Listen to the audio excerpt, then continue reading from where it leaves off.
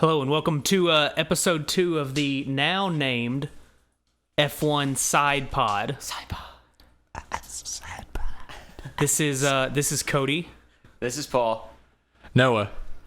That's Noah. Noah's new. He's if you new listened boy. to last week's, hi Dad. And if you didn't, According to different. Google Analytics, your dad hasn't even listened to it. That's right.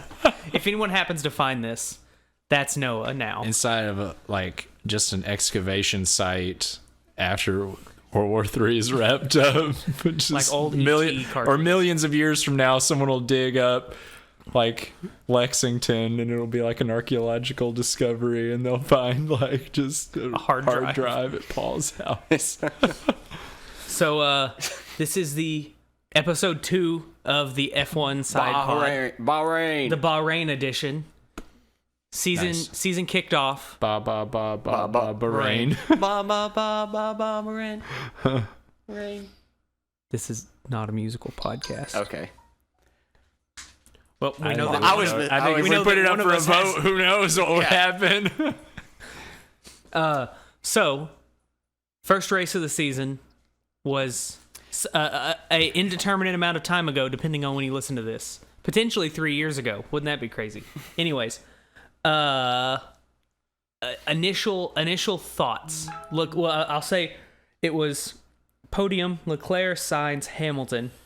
After Verstappen and Perez both had some sort of issues, couldn't And finish the Gasly, race. same engines. Gasly really is the one who started the whole thing. Yeah. It seemed like. My first thought on this race was it's pretty exciting to see that honestly a lot of teams have a ton of work to do on their cars, which I think is a very exciting way to start a season. Like obviously that's going to happen because you got a brand new car, brand new regulations and stuff, but I think it's pretty cool to just kind of, have the first race, see where everyone's at.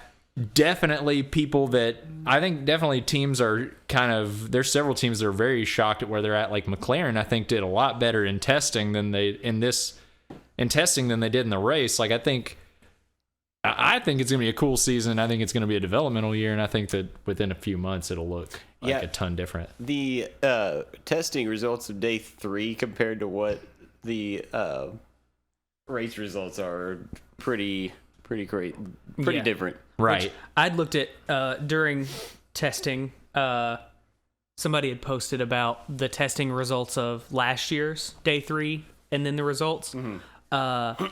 Giovinazzi had the second fastest time at day 3 of testing last year, which is what made me be like, maybe this doesn't matter as much. One thing I do want to bring up that we talked about last time was Mercedes sandbagging. I don't think they were. They're actually Right. slower. They're actually markedly slower. Yeah. I mean, maybe a little bit of sandbagging because they would have been 5th and 6th. Yeah. Well, then if you bring that up, let's just go ahead and talk about it. Is Mercedes going to be constructors champion this year? What's their year going to look like?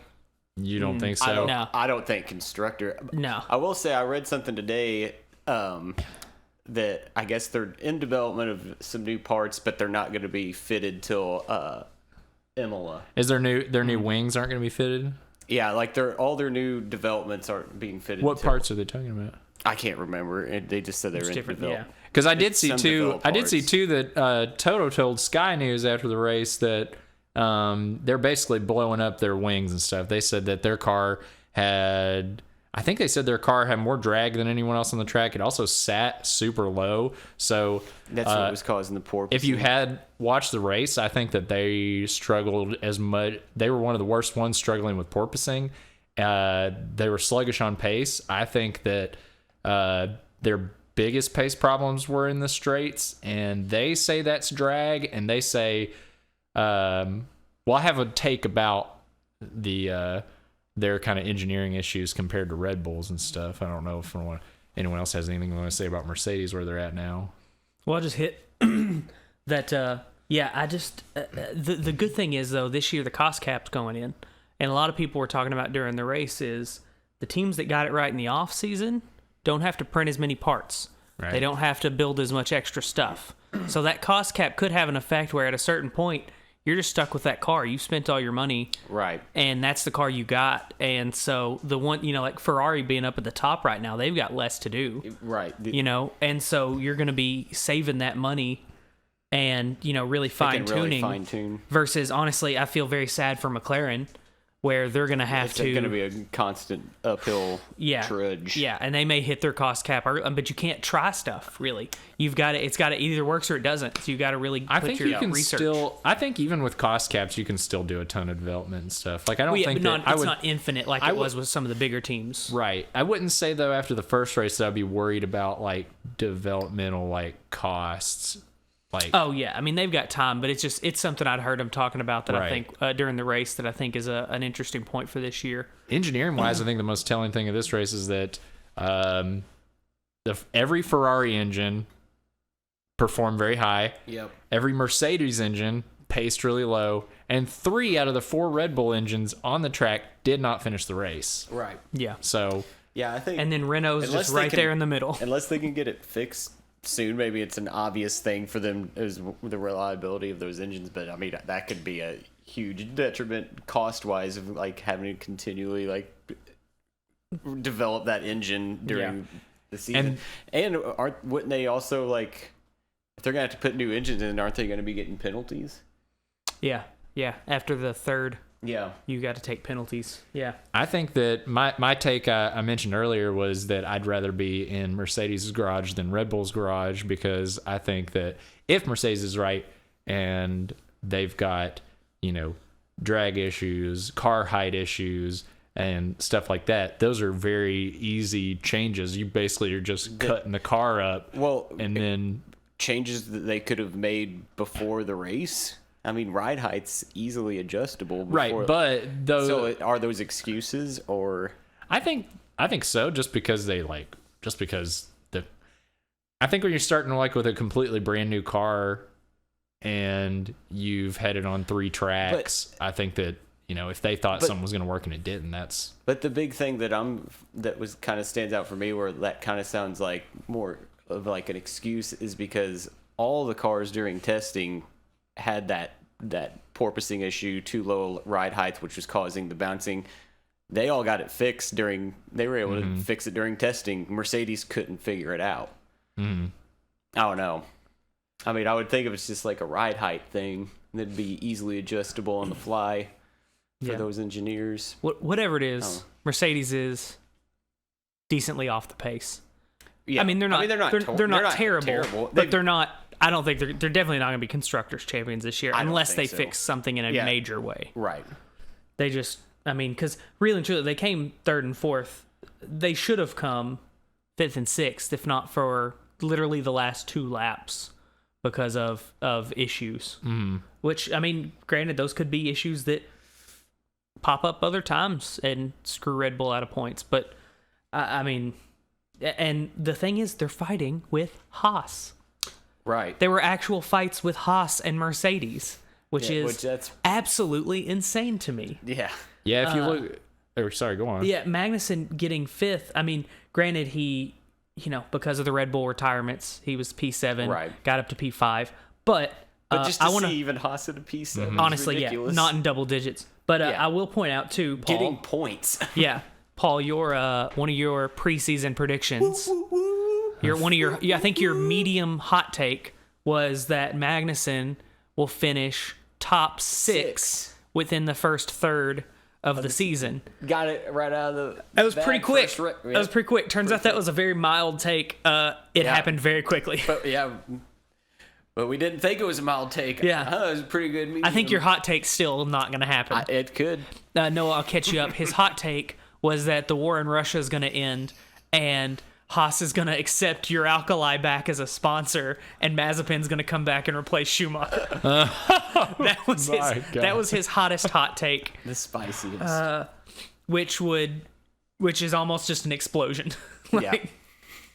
But so things we got right. My prediction, Hamilton P3, lucked out kind of into that one. We both had Leclerc in the top 3 because Ferrari looked fast. And that Haas is better than we expected. Things we got wrong, obviously McLaren. Yeah, that's sad. We got Aston Martin pretty right, but honestly, they're worse. They look worse than potentially we even thought. Yeah, and They didn't look good. And one we really got wrong was Alpha. That's what I was gonna say. Yes, Alfa I was Romeo. We not thought was gonna be expecting P10 in constructors, and they Bottas look fucking good. drove a race, man. Like, he did really well. And Zhou Guan Yu, He did really well. he did really well. He like as a rookie. Yeah, that is you kind of Passed expect him. Lewis Hamilton during the race. Yeah. Yeah, and I mean, you didn't really know what to think. It's kind of hard with rookies. You only see him in a different car, but he's really picked up really quick. And then Bottas too. I mean, qualifying between the two Mercedes on the same line as Lewis Hamilton, finishes P6 in a car that I thought was probably the slowest on track. I mean, maybe they did have something to hide with that camo livery in the testing, where Right. I said, like, what do you got to hide? Maybe they did have something to hide. Because I'm honestly very impressed. But I guess, but then at the same time, that's I'd say Alpha and Haas, the fact that they kind of gave up last year a little bit and had plenty of develop for development this time. year. I mean, but then there's Williams at the bottom. Yeah. I guess it just depends on which way you go with it. And that could also come down to, like we had said earlier, Merc engines.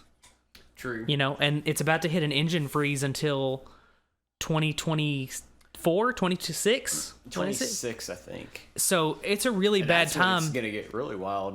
The Potential manufacturers, really. of Porsche and Audi coming in. Yeah. But it's a real bad time to have a real bad engine right before a freeze for years. Because they're gonna, they could lose money from people, not using their engines, and then, that's gone from potentially the team. I don't know how that money breakup actually works, but I'd say you still need to give it a few It's- races. Like, I wouldn't go as far as no, to say no. that Mercedes' engine is bad. Like, I would just Well, say, that's the whole thing. Like, we just, yeah. yeah. I Hot think takes. hot Right. takes. But it's if it data. I think if it takes a few races for like Mercedes and Red Bull to work out their issues, if they're both top contenders this year, which they still it very likely are, then it could be interesting to see if this race kind of comes back and haunts Red Bull, because Mercedes kind of lucked super lucky. Because if you look at their car, Well, not points, but good. I mean, they were like over 30 seconds or around 30 seconds behind. yeah. Like Before the Ferrari, safety car? before the safety car. Like were slow. they I were think it was clearly Hamilton. nowhere near pace for like a competitive race. So, but they scored a ton of points. So if they do figure their shit out, then by the end of the year, this race could be like a huge deal. Looking back on it, just and because they scored if points. Ferrari goes off and leaves them, which seems potential right now, but if Ferrari goes off and leaves them, it's it could be the battle between second and third. Yeah.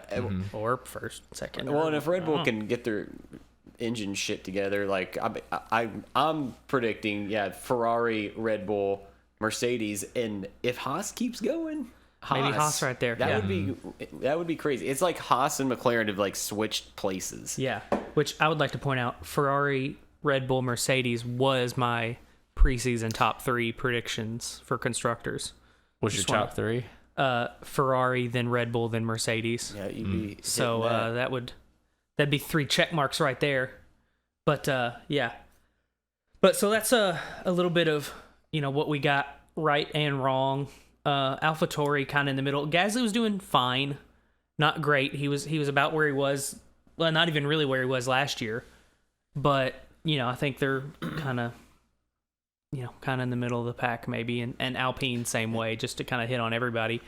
Didn't really do anything crazy. Alpine's kind of what they were last year. Yeah, I had middle of the pack. a little higher hopes for Ocon. I mean, not bad, but he was showing potential. He did get a 5-second testing. penalty That's it. I forgot about that. for hitting Sonoda. So Right. about Haas's Meteoric rise. About Haas's rise there, that P5, fantastic. Qualifying P7, fantastic. I kind of wonder if as like the dust starts to settle, if you might see them more in that like 9 to 10 finish range. I think honestly, Schumacher looks a little worse than he actually raced on Sunday, because according to Schumacher, after he took that hit, I think he took a hit from Ocon where he completely spun a 360. Oh yeah, right off the bat. And It was intense. according to him, the car would not drive the same afterward, and he lost pace for the rest of the race. I think that he could have been. I don't know, but he could have been possibly in the points if not for that collision.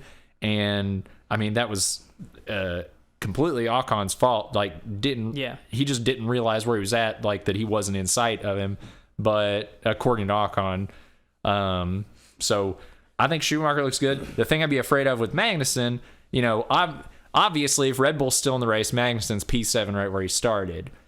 I think that, there's a good possibility that Zhou, is it, how do you say it, Zhou? Joe. Zhou. Yeah. I think there's a good possibility that Zhou could creep up on him. Yeah. So I'm super hype about Haas. If they could stay in that 9 to 10 range, I couldn't even imagine how big that would be developmentally for their team for going into next year. So I think consistent sponsors. But even just this one race, I think, is a huge deal for them. So Haas, if they can score points consistently, no matter what positions they finish in, I think huge hype train for them all year, even if they're in the 9-10 slot. But I think that it might be possible that they kind of slide down. Yeah. Well, and I mean, the good thing is, you're talking about Mercedes printing those and not getting them on until Imola, which I don't know exactly which race that is of the season. I don't know exactly what parts either. But I mean, just because of the time it takes to print and fit parts, Haas could have a few races where they're better than some of these mid-pack teams and get some points that mean a lot later in the season when maybe they're not scoring as high consistently. And that could be a big bonus of being decent right now, even if they don't, advance at the same rate. For sure, if they else. get a few P7s, while Mercedes is figuring stuff out, or while Red Bull's figuring stuff out, they get another P7 or even, God forbid, a P5. I think that's your whole season in the bag for them. Yeah. No, I agree. I just looked up Imola's round 4. Okay. So. 3 races to get some decent points to get ahead, or for Red Bull to catch up potentially, and not have to potentially regret this finish as much as they might. Right. What's your guys' biggest takeaway from this race? See what I wrote down here. I'll go first. Right. I guess Ferrari has got it. Ferrari has it. And honestly, the part about it, I thought Leclerc and Sainz were going to be way closer. Leclerc is the main driver. He's showing that he should be the main driver. Yeah, and I think even last time my prediction was Sainz was gonna. Yeah, you didn't have Leclerc in top 5. Right.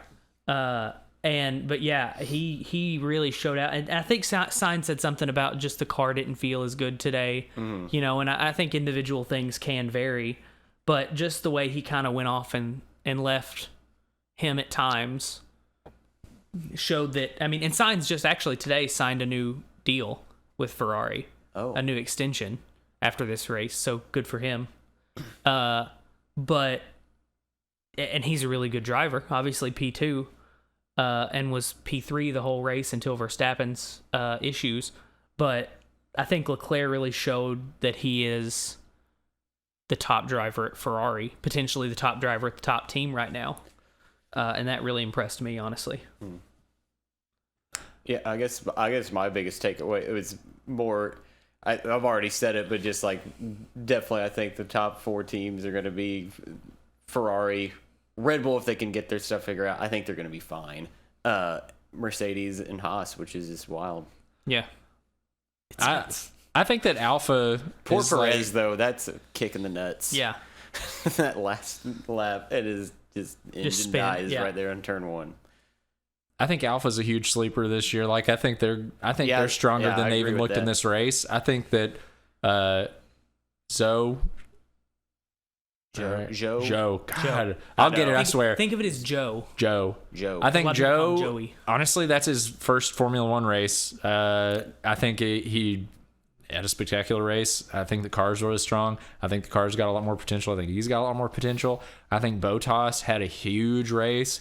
I think Alfa Romeo. It was kind of a middle finger to Mercedes with Bottas. It felt like. Oh, yeah. With how well he drove the Alfa in this race. Yeah, but I think distinctly it wasn't a middle finger to Hamilton. Like there's a point in the race they crossed paths and they waved at each other during the race. Yeah. No, I think it's.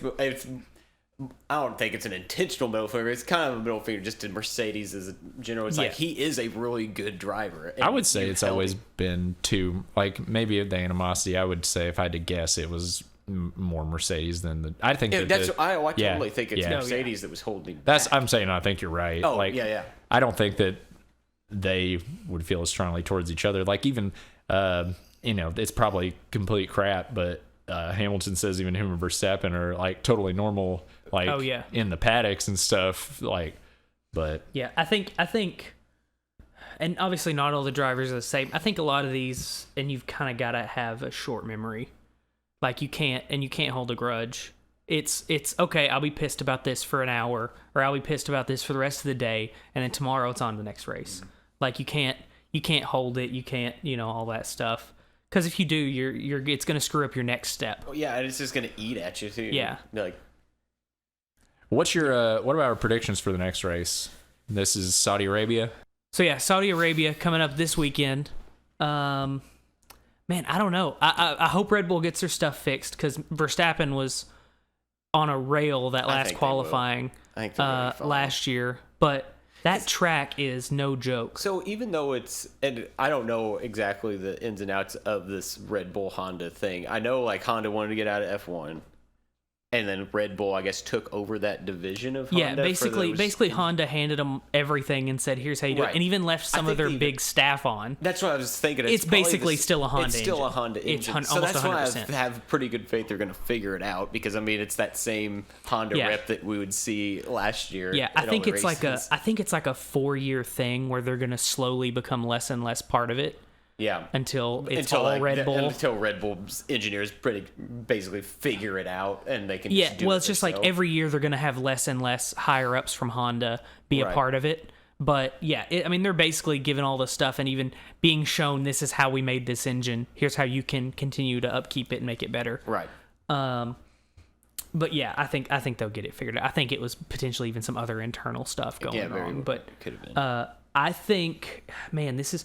If Mercedes saying they were slow in straight lines and they were slow in everything except fast corners.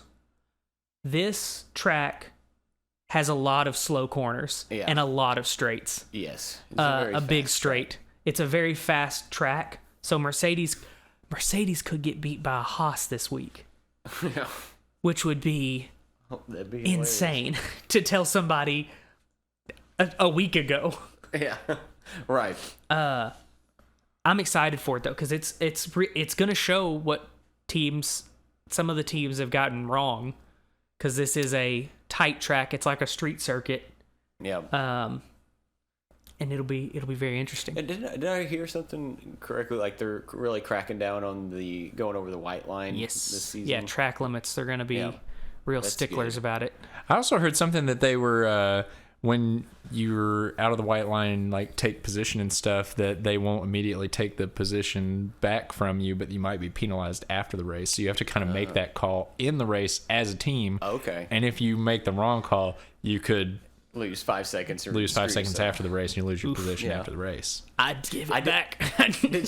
I did during the safety car. You saw the lapped cars get to pass the safety car. Yeah, because they changed one word in the rule. Right. Instead of saying any cars, it's all cars. Right. Yeah. I think my prediction. I think that I think Magnussen will have another strong showing, which I think really with Haas's like track record, like honestly is not guaranteed, but I think he'll do it again. Like I think that.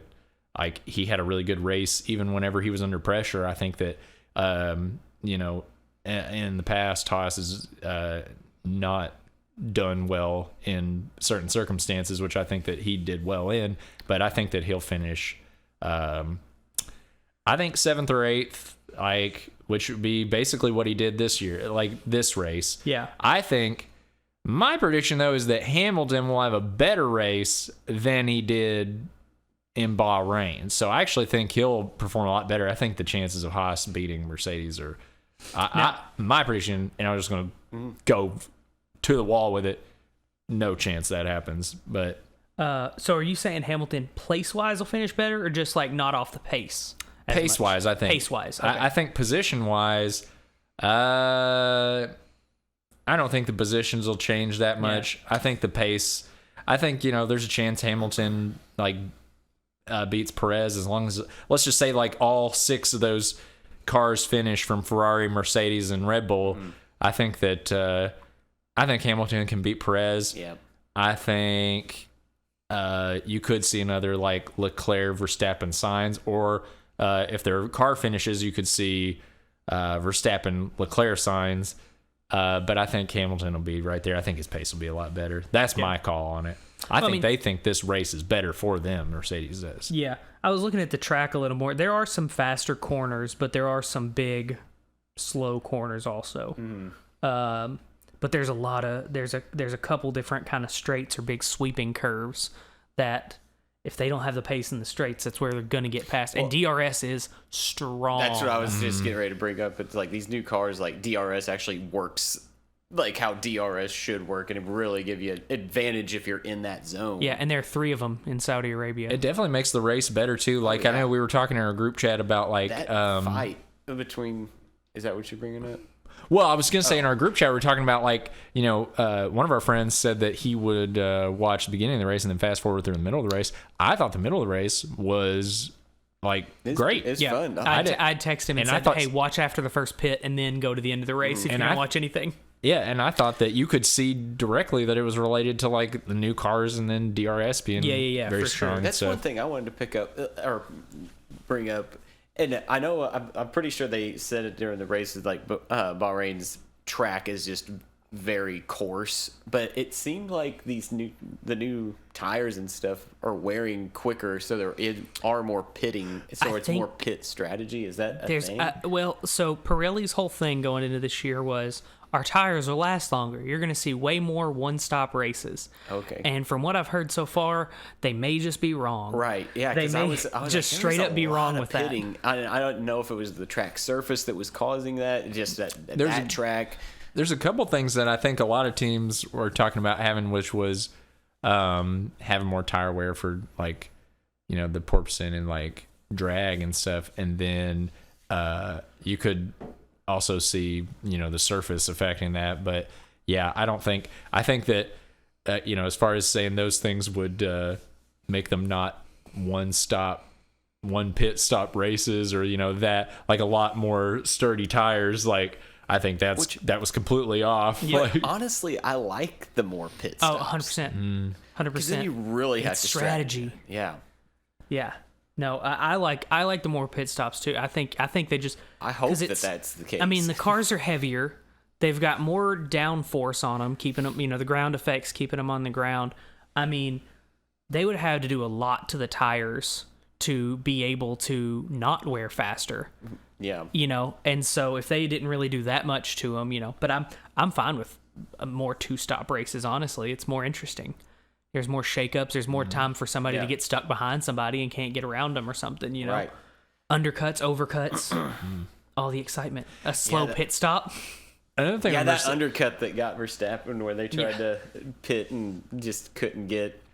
Get pace. Couldn't get pace to get past Leclerc. That was pretty cool. I thought too, one thing that I thought was really cool is that Ferrari, like, I think for years you could like hope they were going to do really well and they look really strong to start, and then always something would happen and they'd kind of fall off. So like I kind of kept expecting something to happen. And I thought they had a super strong pit strategy, and I thought both their drivers were super fantastic. I thought their car, everything was great. I thought one thing about Mercedes, too, when you're talking about pits and tires and everything, they had like a pretty bonkers like tire decision that cost them a lot, too. Like I think that I don't know that I would read too much into like them for this race. Like, Yeah. I think they said they were about a half a second off pace, and maybe they're blustering, but maybe if they can make that up just with like aerodynamic and suspension adjustments, then I think their car's as strong as anyone else's. They also were really positive about their car before the season started.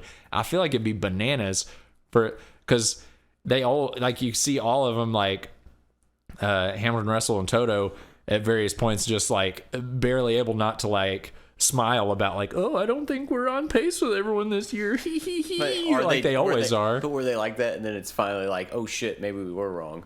Yeah. And now it's oh. But even after the race, they still were in the same kind of mood. So I think that I think they'd be panicking a lot harder if they felt like their car was truly 30 seconds off of pace from Ferrari. That, I think they'd be panicking. I don't think Toto's either angry or happy. I don't know that he has panic in his emotional repertoire. But no, they did have a bonkers tire strategy. I'll be honest. I think they thought. So did McLaren, starting with mediums. True, yeah. But going to those hards, I think they thought they'd be able to run them to the end. Yeah. And they couldn't even close. No. I mean, they pitted super early on the softs, and we're going to try to run the hards the whole time. And just how slick those were too. Just him slipping on ice as he went out of the pits.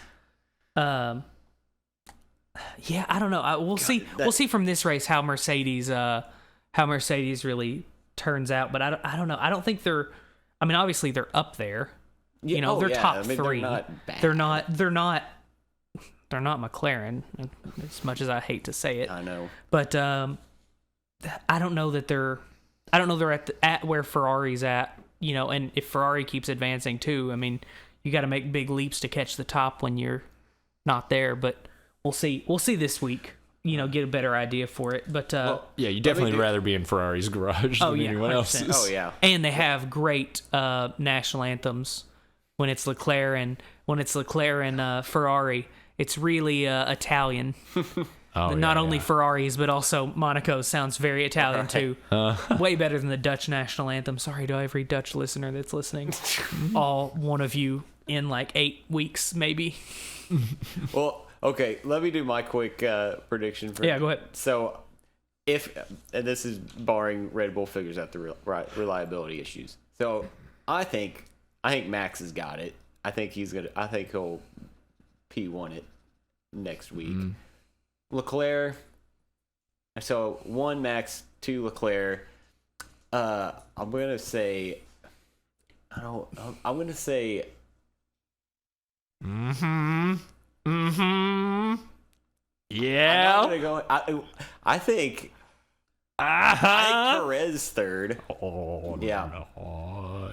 Well, these are my predictions. I know. I'm just playing with you. So Max, Leclerc, Perez. I'm gonna keep Sainz up there, but I'm gonna say Magnussen. Oh, okay, I thought you were gonna say Russell because you really like saying Russell over Hamilton. That's what I was going between. I was gonna say between Russell and Magnussen just to mix it up a little bit. So you're doing top 5. Sure. Okay. Top 3: Max, Leclerc, Perez. Okay. Barring Red Bull gets their shit together. Yeah.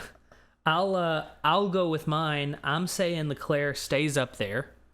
I'm gonna go at 1. I'll say then Max at 2, Sainz at 3. So what this race probably would have been, but see, without those issues. My opinion, I think Max potentially could have had him if he didn't start having those steering issues. Maybe, but I mean, even steering he had that after the second pit stop. Right. So even after the first pit stop, they traded blows for a little bit, but Leclerc still went off and left him. Yeah. But I think that he circuit was still keeping up with him even with those. Yeah, but he was keeping up, but he was still losing time. He wasn't. Yeah. He I wasn't felt like necessarily driver-wise, gaining. I felt like Verstappen had just a much strong. I think he looks much stronger if his car can keep up with how aggressive he is. I think that you're right in that he's in the lead. I just don't know if they'll have everything worked out yet. The reliability. So I think that's why I say barring that. Yeah, I think they had a couple of issues other than just the fact their car shut off. So, I still think. What are your top 3, Noah? I think Leclerc, If the car don't shut off, Verstappen, Sainz, and I think Hamilton in fourth. I think that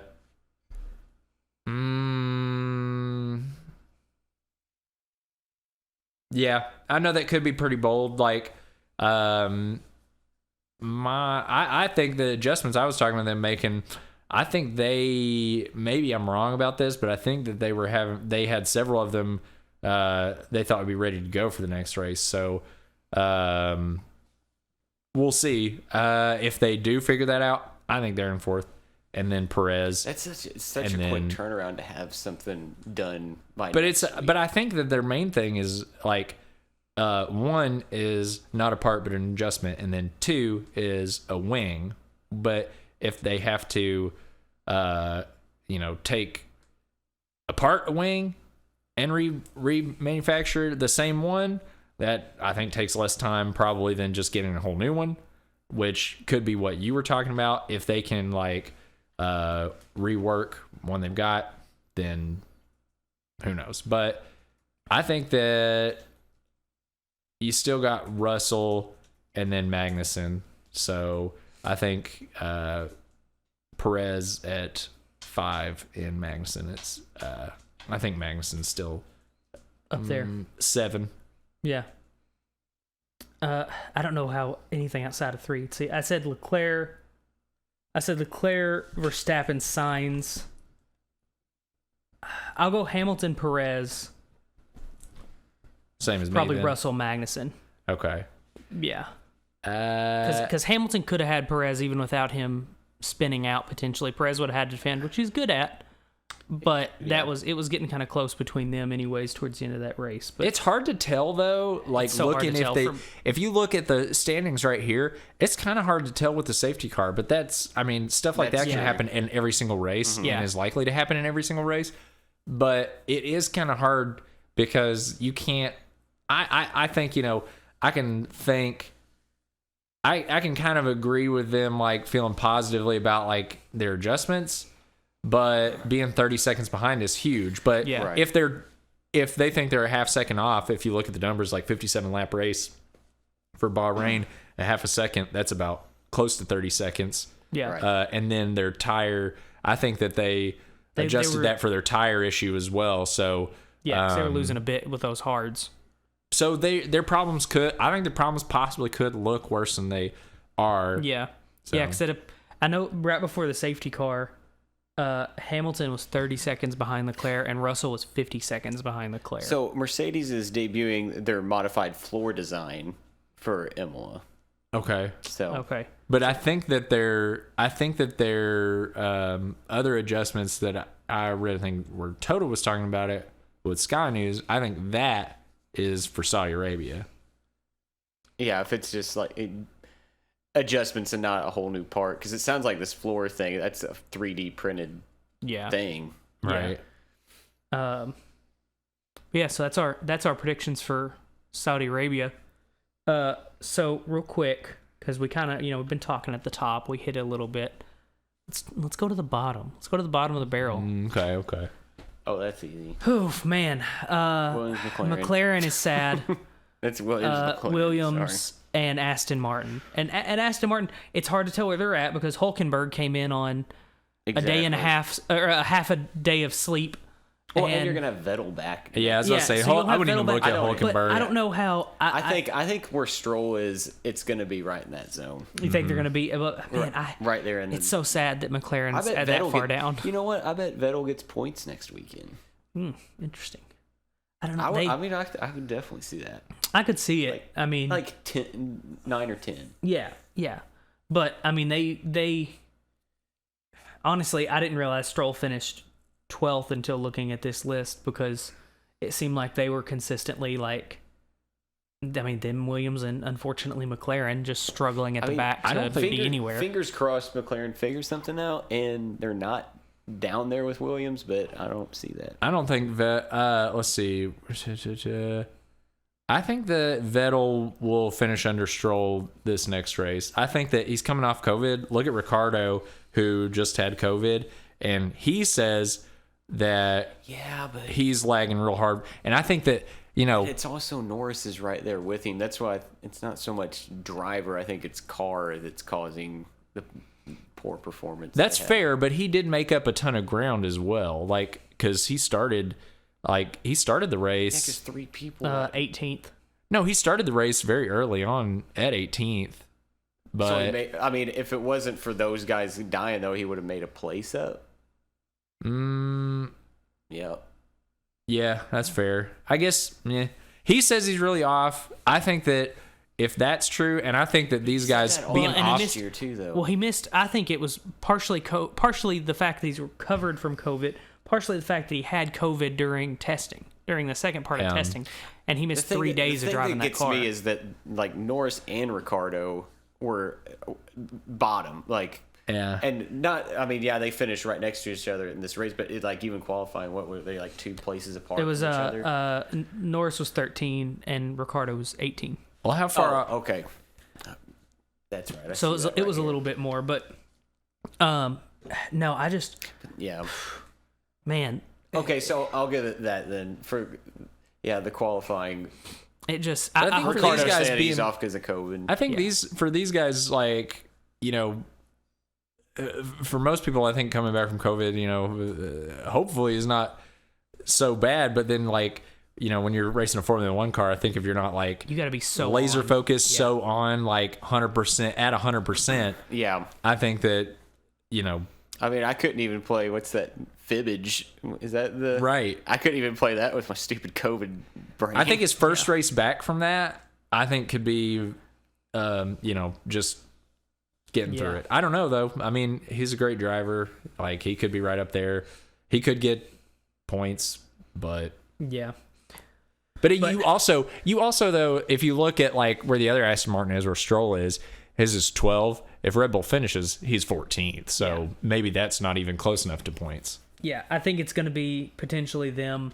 I mean, hopefully McLaren obviously has more money. Well, I guess Aston Martin kind of has unlimited money, but as long as Stroll's funding it. But Yeah, but they're still capped, though. yeah, everybody, yeah.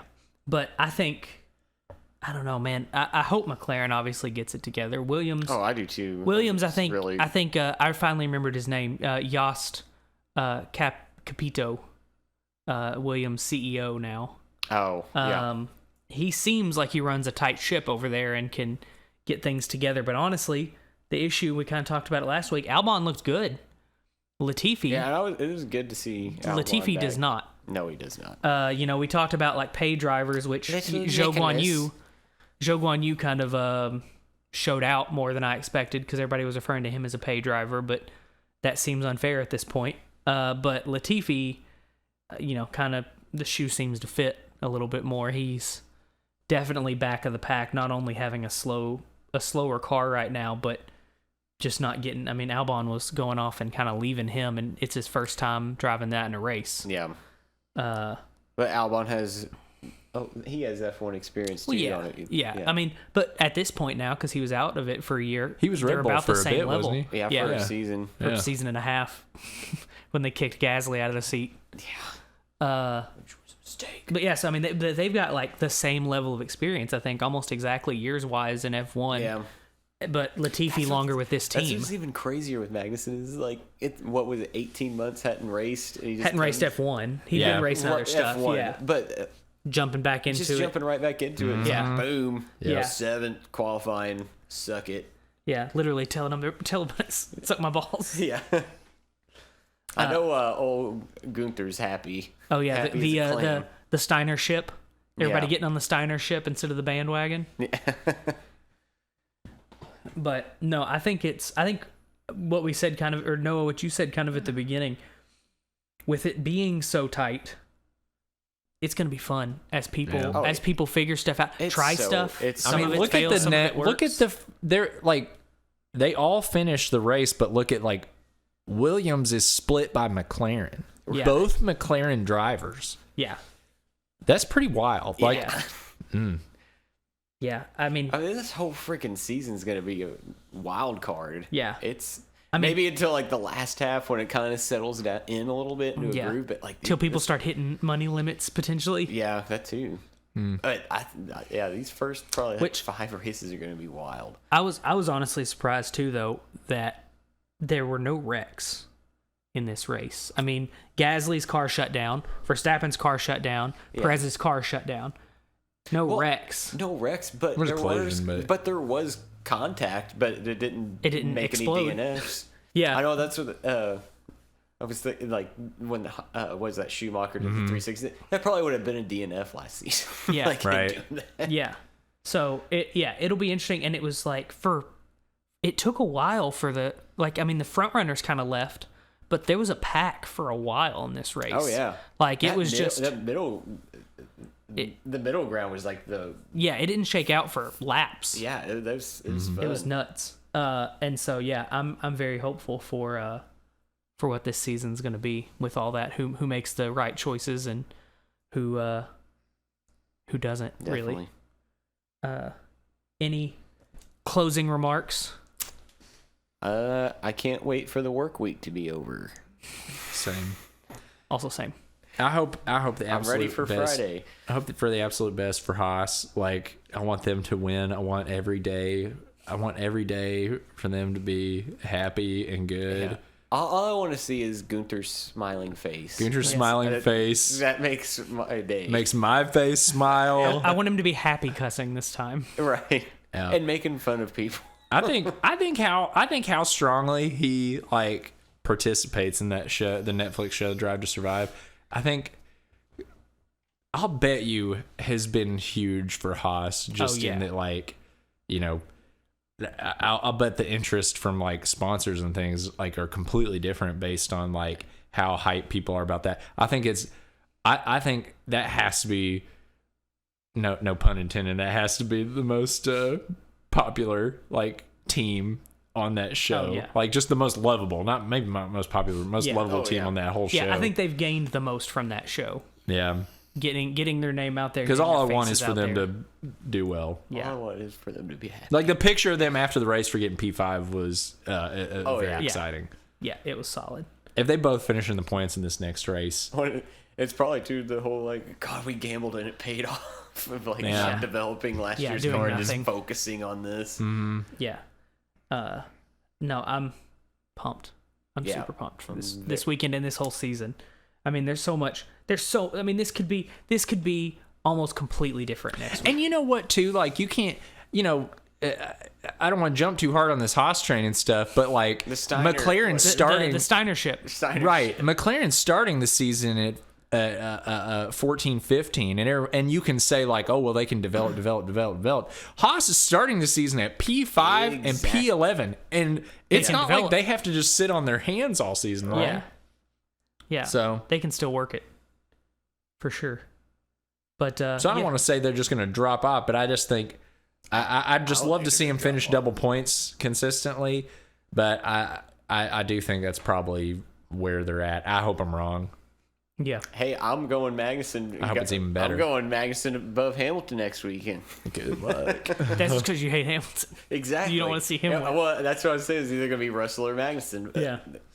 I will not give Hamilton the glory. He'll take it himself. Yeah. How far off was he from like 10? What? Let me see. Was it like 10 seconds that he's off Hamilton? Who, Russell or? You know what? Magnussen? At the end of it was the like 5. At the end of the day, I think he was like, I think Hamilton was closer to like 5 seconds away. Let's see. Yep, you're right. I mean, he 5 was seconds. He was Well, almost but that as was close after the to safety. Sainz. That was only 2 laps. That's true. You know after a what? safety car. At the end of the day, Hamilton Haas, was 4 away from Sainz, but right. But at the end of the day, Haas was closer to Mercedes than Mercedes was to P1. right. So Well, for most of the race, I'll Russell or Magnussen. I just want one of them to beat him. Hamilton next. for most of the race, Magnussen was in what I refer to as the Gasly bubble. Last year, Gasly was decently high up the order. Mm-hmm. A good 20 seconds from the next person in front of him and a good 20 seconds ahead of the next person behind him. Where was Gasly when he had his fire? I think he was around like P7-ish. Okay. What lap? I don't remember. It was in the 40s, I think. But Magnussen was like 20 from Russell, but then also like 20 ahead of Bottas. 46. He wasn't really racing anybody. He was just kind of driving. He was in his own kind of place. And honestly, it's not a bad place to be to get consistent points. All right, well, I think that wraps up this week, and we'll be back after a hopefully very eventful and entertaining Saudi Arabia. So I've been Cody. I've been Noah. And I've always been Paul. See you guys next week.